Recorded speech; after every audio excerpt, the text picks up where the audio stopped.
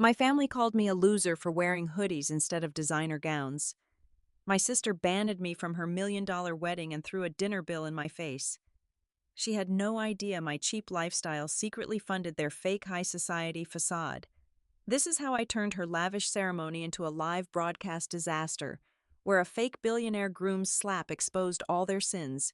Pour some wine and listen to how I took absolute control. Hello and welcome back to Maya Revenge Stories. I want to start by sincerely thanking all of you for your incredible support. But unfortunately, YouTube has completely demonetized our channel, leaving us with absolutely no operating budget. This sadly means we will be forced to stop uploading new videos here in the near future, and will transition to operating entirely on Patreon. If you enjoy today's story and want to support our work, please consider joining our Patreon channel where you can listen to even better, longer, and completely exclusive true stories with highly detailed situations that we simply cannot share publicly on YouTube, featuring a full cast of emotional voice actors. You can join our community right now by scanning the QR code on your screen or by clicking the Patreon link located in the video description or the pinned comment. Now, let us dive into today's story about our main character, Priscilla Baxter. To the naked eye of any passerby in Los Angeles, I was just Priscilla Baxter, a 32-year-old walking fashion disaster who clearly did not belong in high society. While the women in my family spent their mornings contouring their faces to mimic whatever celebrity was currently trending, I spent mine writing complex lines of code while buried inside oversized, faded gray hoodies. They looked at my scuffed sneakers and unstyled hair and saw a pathetic, socially awkward IT worker. What they absolutely did not know was that beneath this intentionally drab exterior, I was the founder and chief executive officer of Aegis Nexus Solutions. My company was a colossal, albeit deeply secretive, cybersecurity and digital infrastructure conglomerate that quietly controlled the data flows of half the corporate world. I did not need to wear designer labels because I was the one securing the bank servers where the designers kept their billions.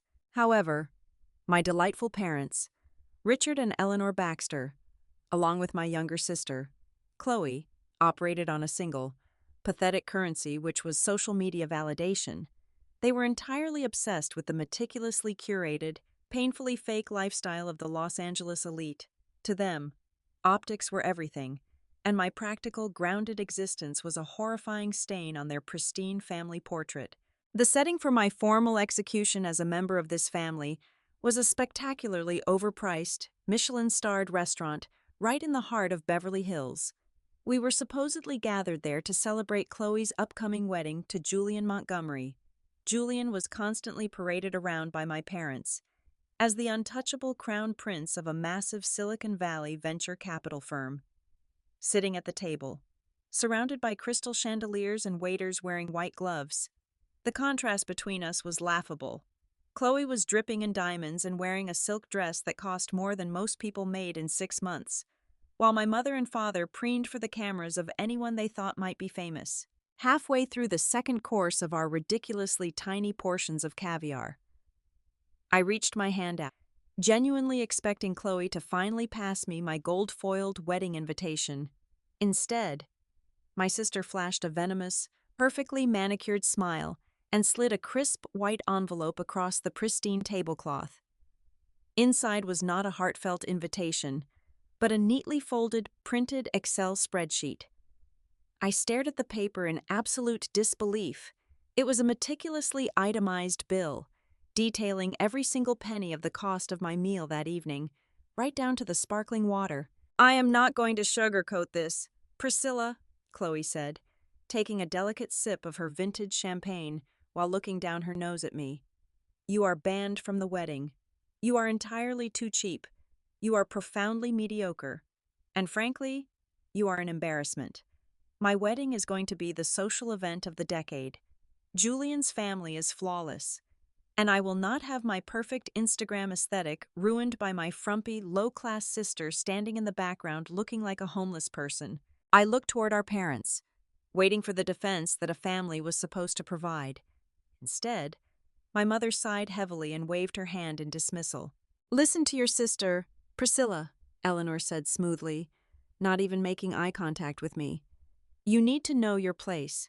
Chloe is marrying into true wealth, and we cannot afford to have your eccentric, poverty-stricken vibe dragging down the family brand. Just pay your portion of the dinner and let us enjoy this evening in peace.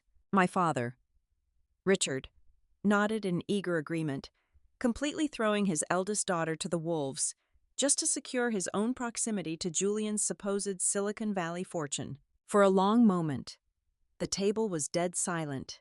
I did not cry, nor did I raise my voice to argue. The sheer audacity of their delusion was almost intoxicating, with a terrifyingly calm demeanor. I reached into the pocket of my cheap hoodie and pulled out a solid metal, matte black card. It had no account numbers, no expiration date, and no bank logo. It was an ultra-exclusive card issued strictly by invitation to the actual ultra-wealthy, a financial instrument my superficial family could not even comprehend. I handed the heavy metal card to the hovering waiter. "Charge the entire table to this," I instructed the waiter in a steady, commanding tone, "and add a 50% gratuity for your trouble." My family stared at me in a mix of utter bewilderment and deep disgust. Chloe actually rolled her eyes and scoffed loudly, clearly believing I had just handed the man a fake novelty card I bought online to save face. They thought I was putting on a pathetic show. They had no idea that the piece of metal I just dropped on the table had a limit higher than their entire combined net worth. I stood up from the table, smoothed out my hoodie, and walked out of the restaurant without a single glance backward, leaving them utterly blind to the catastrophic storm I was about to unleash upon their fragile plastic empire. I left the suffocating atmosphere of Beverly Hills behind and drove my unassuming electric sedan up into the Hollywood Hills, pulling into the private underground garage of my heavily fortified smart penthouse. The moment I stepped out of the elevator, the biometric scanners read my retina and the heavy steel doors slid open silently. The interior of my home was a stark contrast to the gilded, gaudy restaurants my family preferred. It was a minimalist fortress of glass, steel, and matte black surfaces, dominated by a massive central command center with curved wall-to-wall monitors. I poured myself a glass of aged whiskey, sank into my ergonomic leather chair, and brought up the financial dossiers on the main screen. Looking at the numbers, a cold, humorless smile crept across my face. If my beloved mother and sister only knew the fragile thread holding their fabricated reality together, they would not have dared to speak to me that way. The ultimate irony was the Malibu Beach mansion. It was the crown jewel of the Baxter family, the sprawling coastal estate they endlessly flaunted on social media as proof of their elite status. The truth, however, was neatly filed in an encrypted folder on my private server. Exactly 3 years ago, my father, Richard, in a desperate bid to keep up with the billionaires he idolized, had secretly liquidated almost everything to invest in a highly volatile cryptocurrency scheme. The market crashed, the scheme evaporated, and my father was left drowning in astronomical debt, facing the immediate foreclosure of the Malibu estate. To avoid the catastrophic public humiliation of bankruptcy, he desperately sought private bailouts. That was when a faceless, offshore holding company swooped in, quietly bought out the debt, and took full possession of the property deed. My parents were allowed to stay in the house under a strict, ironclad lease agreement, paying exorbitant monthly rent to maintain the illusion of ownership. What Richard and Eleanor never realized, and what they still did not know to this day, was that the anonymous holding company was a subsidiary of Aegis Nexus Solutions. I owned the Malibu mansion. They were living in my house, sleeping under my roof, entirely at my mercy. Suddenly, a soft chime echoed through the penthouse, and the ambient lighting shifted to a warning shade of crimson. My artificial intelligence security system had detected an unauthorized breach at my secondary residence, a sleek loft downtown that I occasionally used for hardware testing. I tapped a few keys, and the high-definition security feeds instantly populated my screens. I watched in quiet amusement as two familiar figures crept through the dimly lit loft. It was Chloe and my mother. They had somehow managed to bypass the outer building security, probably by bribing the doorman, and were aggressively rummaging through my workspace. Papers were being thrown onto the floor. Drawers were yanked open, and expensive testing equipment was carelessly shoved aside. They were looking for a very specific item. A few weeks prior, during one of their uninvited snooping sessions, Chloe had spotted what she thought was a breathtaking piece of high-end jewelry sitting on my desk. It was a heavy, platinum chain holding a massive, flawlessly cut diamond. She had demanded to borrow it for her wedding. Assuming I had bought a cheap replica of a designer piece, I had refused. What she did not comprehend was that the diamond was actually a highly sophisticated, military-grade storage drive containing encrypted prototype blueprints. Encased in a customized crystalline shell for physical protection, she wanted it strictly for superficial bragging rights, completely oblivious to its true nature. Watching them tear my secondary lab apart, in search of a shiny rock fueled a cold, calculating anger within me. I waited until they had pushed their way into the reinforced server room at the back of the loft, the area where I kept the physical backups.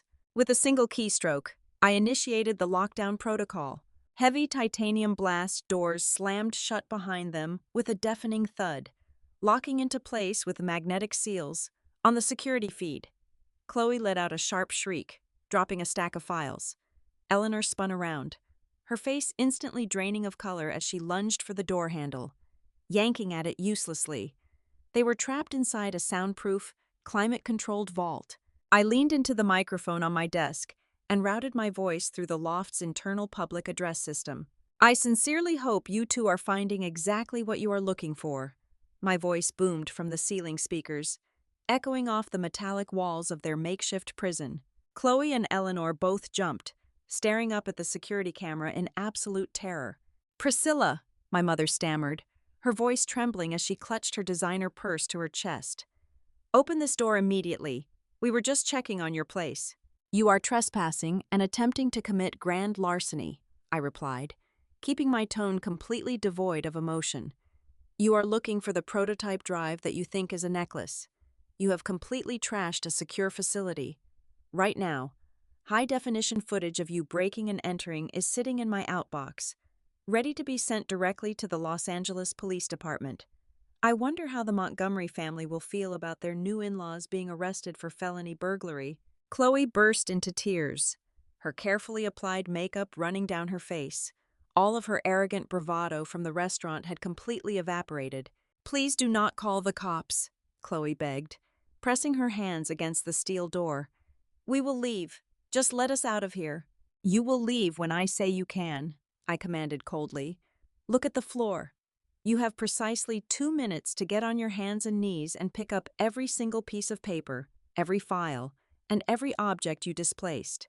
If this room is not spotless by the time the clock hits 0, I hit send, and the police will meet you at the front gate." A digital countdown timer materialized on the LED screen mounted on the wall of the server room. 1 minute and 59 seconds. Panic seized them.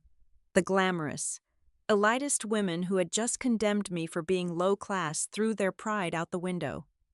My mother kicked off her expensive heels, and the two of them dropped to the cold floor, crawling around in their designer dresses, frantically snatching up scattered documents. They bumped into each other, panting and crying, desperate to erase the evidence of their pathetic crime. I watched them scramble, studying the sheer desperation in their movements. As the timer hit 0 seconds, the room was perfectly reassembled. They stood by the door, shaking, holding their breath. I pressed the release key. The magnetic locks disengaged, and the titanium doors slid open. Without a single word, Chloe and Eleanor bolted out of the loft, fleeing into the night in utter humiliation, unaware that their nightmare had not even truly begun. The very next morning, my screens lit up with a barrage of notifications. Chloe, completely unhinged from the humiliation of the previous night, had decided to wage a public war. She was broadcasting live to her hundreds of thousands of followers on social media, putting on a spectacular performance. Crocodile tears streamed down her perfectly contoured face as she spun a wild narrative, accusing me of being a jealous, psychotic monster who had locked her and our mother in a dark room simply because I could not handle her happiness. She wailed about my alleged mental instability, playing the fragile victim to absolute perfection. Her followers were eating it up, flooding the comments with sympathy. However, Chloe was always careless when she was emotional.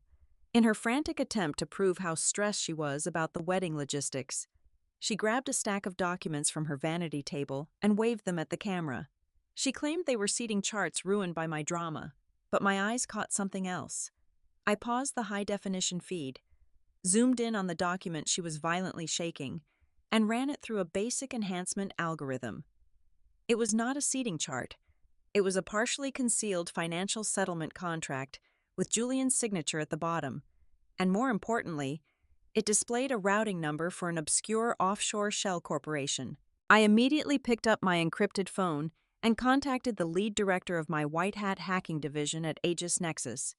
I gave him the routing number and a single, clear directive. I wanted Julian Montgomery turned inside out.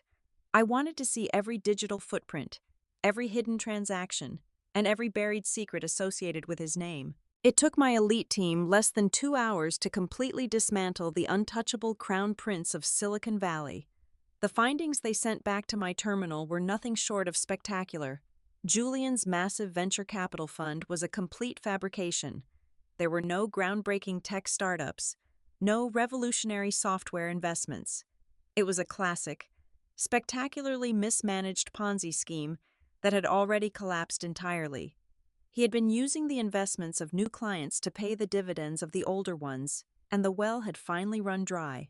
But the situation was far more dangerous than simple corporate fraud. Julian was not just in debt to angry tech investors. He had borrowed heavily from highly dangerous, organized syndicates who specialized in money laundering.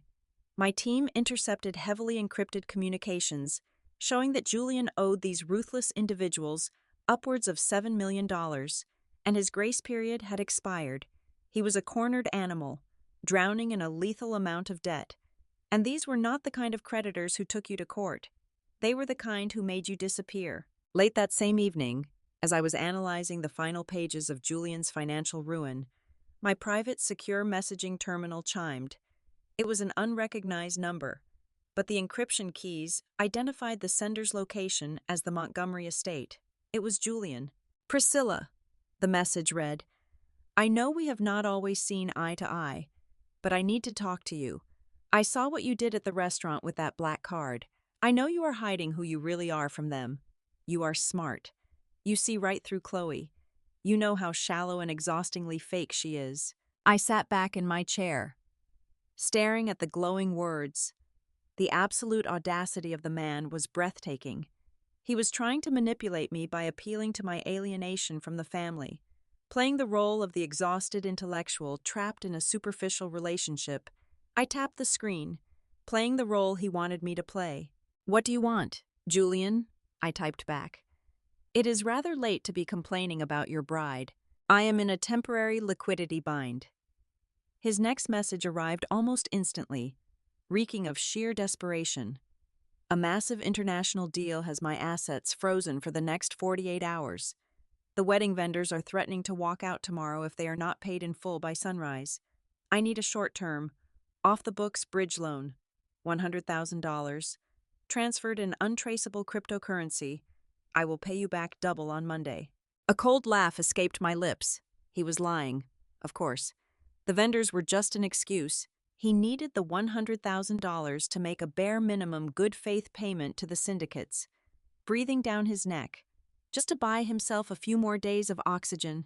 I decided to tighten the noose. $100,000 is a significant amount of money to drop on a wedding for a woman you just called exhaustingly fake, I replied. Why are you even marrying my sister if you despise her so much? You have to give me the truth if you want my money. There was a long pause. I could almost see him pacing his luxurious room, weighing his options, blinded by his own arrogance and his desperate need for that cash. Finally, his ego took the wheel, just as I calculated it would. Because your father is a naive fool, Julian confessed in a rapid stream of text messages. Richard promised to transfer the deed of the Malibu Beach mansion into our joint names the moment we sign the marriage certificate tomorrow. I do not care about Chloe. I care about that property. It is worth at least $15 million. I already have a private lender lined up to mortgage the estate the very night of the wedding, I take the cash. I clear my temporary hurdles, and Chloe gets to play the wealthy housewife. Everyone wins. But I need your $100,000 right now to ensure tomorrow actually happens. Please, Priscilla. I read his confession twice, savoring the profound irony. Julian was marrying a woman he hated, to steal a house from a father who did not even own it, to pay off criminals who were going to kill him. And the true owner of that house was sitting right here, reading his entire master plan. I activated the screen capture protocol, permanently archiving every single word of his damning confession into an encrypted, tamper-proof digital vault. He had just handed me the loaded gun I needed to destroy him entirely. I understand, I typed back, injecting just enough fake sympathy into my response. Send me the encrypted wallet address. I will initiate the transfer of $100,000 at 8 o'clock tomorrow morning, right before the ceremony begins. Sleep well. Julian. You are a lifesaver, Priscilla, he replied, a digital sigh of relief. I closed the connection and turned off my monitors. The trap was set. The bait was taken. And neither Julian nor my treacherous family had the slightest clue that their entire world was about to be burned to the ground on live television. The venue chosen for this spectacle was a high-tech mega mansion nestled deep within the Hollywood Hills. It was a sprawling marvel of modern architecture, featuring automated climate control, integrated biometric security, and a digital infrastructure that cost more than a private jet. Hilariously, it was also a flagship client of Aegis Nexus Solutions. I sat comfortably in my plush leather chair back at my penthouse, sipping a glass of rare red wine, hundreds of miles away from the nauseating perfume and fake smiles. My main monitor was split into 24 high-definition grids, tapping directly into the mansion's central security and event management servers. It was my proprietary technology running the smart home protocols, the acoustics, the ambient lighting, and the dedicated fiber optic network Chloe was using to broadcast her big day. The guests arrived in droves. Valets sprinted back and forth to park a massive fleet of exotic sports cars and luxury SUVs. Women in suffocating silk gowns and men in bespoke tuxedos filed into the grand courtyard, taking their seats on velvet chairs. At exactly 2 o'clock in the afternoon, Chloe initiated her master plan. I watched her perfectly manicured finger tap the screen of her phone from a security camera angle, instantly connecting her to hundreds of thousands of followers across multiple social media platforms. She looked like a plastic princess, entirely unaware that the very digital ground she stood on belonged to the sister she had ruthlessly banned from attending. The grand orchestral music swelled through the invisible surround sound speakers, signaling that the ceremony was about to officially begin. But just as the officiant took his place at the altar, a frantic man holding a digital tablet intercepted my father near the front row. It was the lead event manager. I tapped a key on my keyboard to isolate the audio feed from the hidden microphone planted in the floral arrangements near the altar. Mr. Baxter, I sincerely apologize for the interruption, the manager whispered, though his tone was dangerously firm. But the final catering and venue retainer has not cleared our bank. The automated system requires immediate authorization before the bride walks down the aisle. It is standard policy for an event of this magnitude. My father, Richard, waved his hand dismissively, projecting the aura of a mildly annoyed billionaire dealing with a peasant. He pulled out his shiny platinum credit card and slapped it onto the manager's portable point-of-sale terminal. A sharp, obnoxious error. Beep echoed through the quiet space near the altar. The screen flashed bright red. Declined. Richard's face tightened. He chuckled nervously, loudly blaming a bank fraud alert for the inconvenience, and handed over a second card. Another harsh beep. Account frozen. My father was physically sweating now, the beads of moisture ruining his expensive spray tan. He leaned over to Julian, who was waiting at the altar looking uncharacteristically smug. Julian, of course, was operating under the delusion that I had wired him the $100,000 in untraceable cryptocurrency earlier that morning. Julian, my business accounts are locked up in a random corporate audit, Richard hissed, sheer desperation cracking his voice. Cover this retainer right now. It is just $50,000. I will wire it back to you on Monday morning." Julian smiled the arrogant smile of a man who thought he had outsmarted everyone in the room. He smoothly withdrew his own heavy metal card and tapped it against the machine. Beep! The screen lit up like a warning beacon. Insufficient funds. Julian blinked, his smug expression shattering into utter confusion. He swiped it again. Beep! He aggressively shoved the card into the chip reader. Beep! A massive red zero glowed on the manager's tablet. Julian had absolutely nothing, not a single cent. The realization that I had never sent the transfer hit him like a physical blow. His face drained of all color, leaving him looking like a ghost in a tailored suit. This was my cue. According to the strict smart contract integrated into the venue's operating system, failure to secure payment prior to the event launch triggered an automatic utility restriction. With a single click of my mouse, I authorized the artificial intelligence to enforce the penalty. In an instant, the sweeping romantic symphony blaring from the speakers died with a pathetic digital squeak. A split second later, the massive, custom-built crystal chandeliers suspended above the courtyard completely powered down. The venue was instantly stripped of its magical, golden hour glow, plunged into the harsh, unforgiving glare of the emergency backup lights. The sudden silence in the courtyard was deafening. 500 of Los Angeles's most elite socialites stopped murmuring and stared at the front of the aisle. The illusion was instantly shattered. Instead of a fairy tale wedding, they saw Richard Baxter and Julian Montgomery frantically arguing with a caterer over a declined credit card. It took exactly 3 seconds for the guests to realize what was happening. As if synchronized by a single hive mind, hundreds of glowing cell phone screens rose into the air. The respectful whispers turned into mocking giggles. The elite crowd, the very people my family worshipped, were now eagerly recording the Baxters sweating profusely and begging for a line of credit they could not afford. The humiliation was intoxicating to watch, and the absolute best part was that Chloe's massive global livestream was capturing every single agonizing second of it. The courtyard was a pressure cooker of absolute humiliation, under the harsh, sterile glow of the emergency backup lighting. The carefully constructed illusion of the Baxter family was disintegrating in real time. 500 of the most influential people in Los Angeles were no longer acting as honored wedding guests. They were a captive audience to a spectacular financial train wreck. The murmurs grew into a deafening buzz, punctuated by the distinct clicking of smartphone cameras. Standing halfway down the silk-lined aisle, Chloe finally snapped out of her state of shock.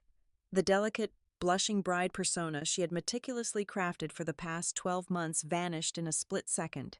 She looked frantically at the automated camera rigs tracking her every move, fully aware that hundreds of thousands of people were currently watching this disaster unfold live on her social media channels.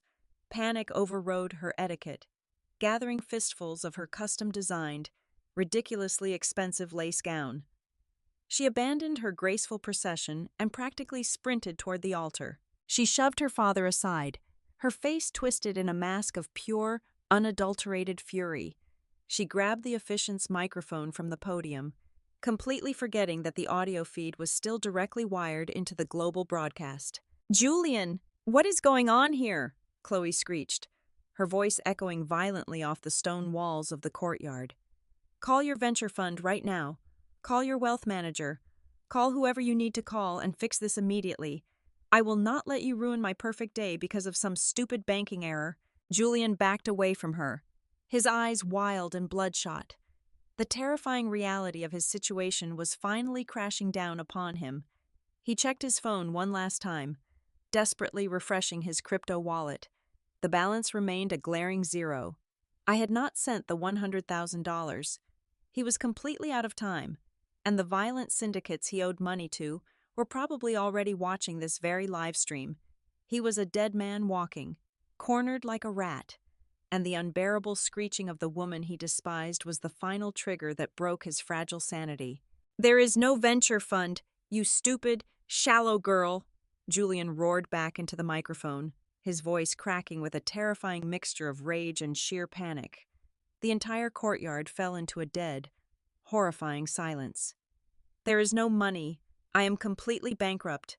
The firm collapsed 6 months ago. Do you honestly think I would ever marry a vapid, insufferable parasite like you if I actually had billions of dollars?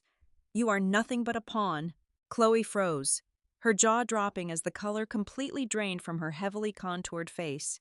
The guests gasped in unison, a wave of shock rippling through the elite crowd. I only agreed to this pathetic circus, Julian continued, spit flying from his lips as he pointed a shaking finger at my father, because Richard promised to sign the Malibu Beach mansion over to us today. That house was my only way out. I was going to mortgage that property tonight to pay off people who are going to kill me. That was the only reason I put a ring on your finger. For a brief, suspended moment, the absolute absurdity of the situation hung heavily in the air. The grand master plan of the untouchable Silicon Valley prince was fully exposed for the world to see. Then, Chloe let out a sound that was half sob, half hysterical laughter. The sheer irony of his confession broke whatever restraint she had left. She raised the microphone back to her mouth, tears of pure rage ruining her flawless makeup. "You absolute idiot!" Chloe screamed, her voice cracking under the immense strain. "We do not own the Malibu mansion. My father lost every single penny 3 years ago in a crypto scam. The bank took the house. We are renting it. We are entirely broke. You married me for a house we do not even own." The collective gasp from the 500 guests was so loud, it distorted the audio feed on my end. The realization slammed into both Chloe and Julian simultaneously. They were two desperate, penniless grifters who had spent an entire year exhaustingly trying to scam each other, neither realizing the other was completely empty-handed. The betrayal, coupled with the immediate threat of his violent creditors, pushed Julian completely over the edge into sheer madness. He lunged forward, cursing her as human scum. Chloe did not back down, driven by the absolute destruction of her social standing and her shattered ego. She swung her arm out and slapped Julian hard across the cheek.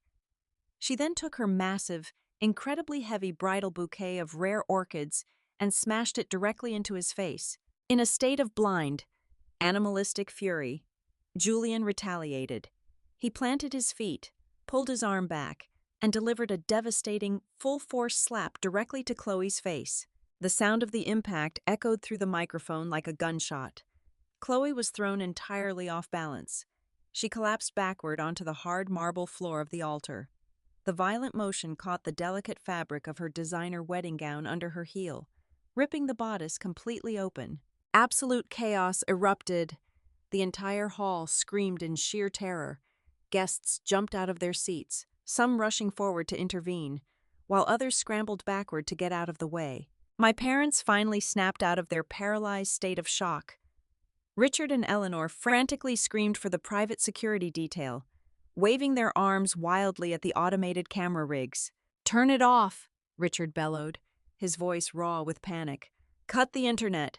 Shut down the servers right now. Turn the cameras off." Armed guards sprinted toward the control panels, desperately trying to yank the power cords and smash the wireless routers, but it was entirely useless. Sitting comfortably in my penthouse, I executed a master override command. I locked the server files behind military-grade encryption and established a decentralized backup link for the video feed. I bypassed the physical hardware at the venue, routing the live broadcast directly through Aegis Nexus satellites. They could not stop it. No one could. The extreme close-up video of the brutal slap, the torn dress, and the spectacular mutual confession of their pathetic poverty was locked into a continuous, unyielding broadcast loop. I watched my analytics dashboard light up like a fireworks display as the clip was instantly recorded, shared, and reposted across every major platform on the internet. Within exactly 5 minutes, the horrific downfall of the Baxter family secured the #1 trending spot globally, etching their ultimate humiliation into the permanent digital history of the world. The blaring sirens of the Los Angeles Police Department finally pierced the chaotic symphony of screams and shattered glass at the Hollywood Hills estate.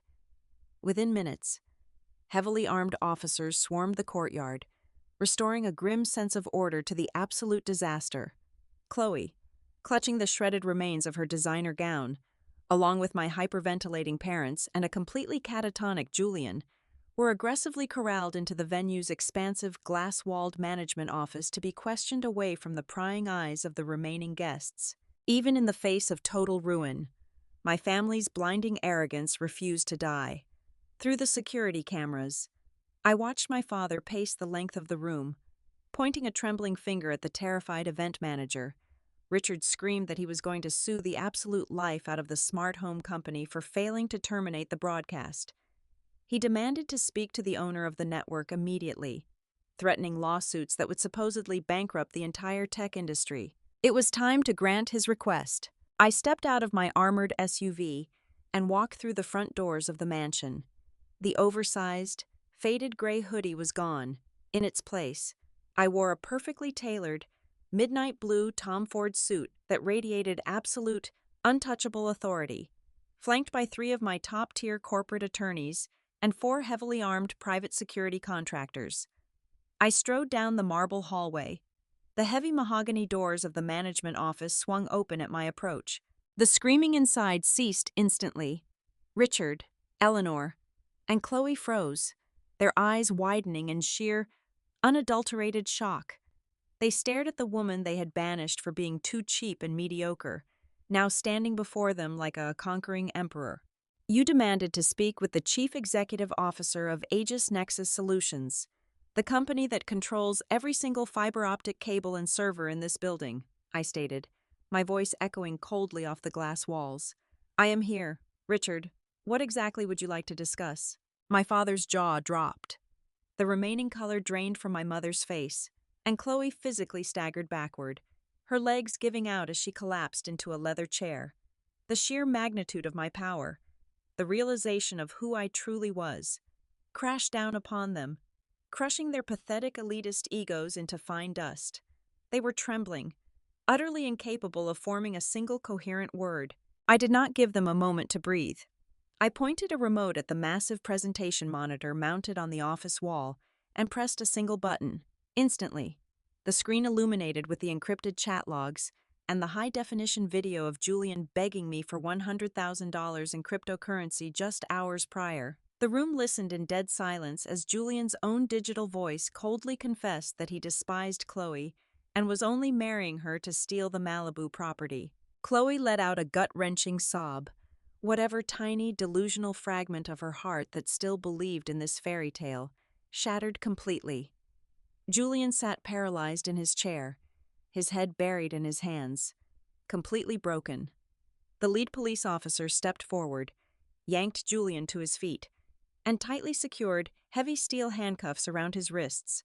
Julian offered zero resistance as they read him his rights and dragged him out of the room for aggravated assault and felony fraud, with the fake billionaire disposed of.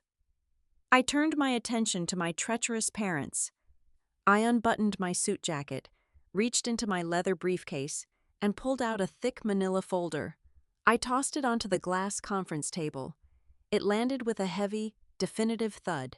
Those are the finalized debt statements and the original property deed for the Malibu Beach estate, I announced, my tone devoid of any sympathy. The anonymous holding company that bought your colossal financial failures 3 years ago is a subsidiary of my corporation. I own the house you sleep in. I own the roof over your heads.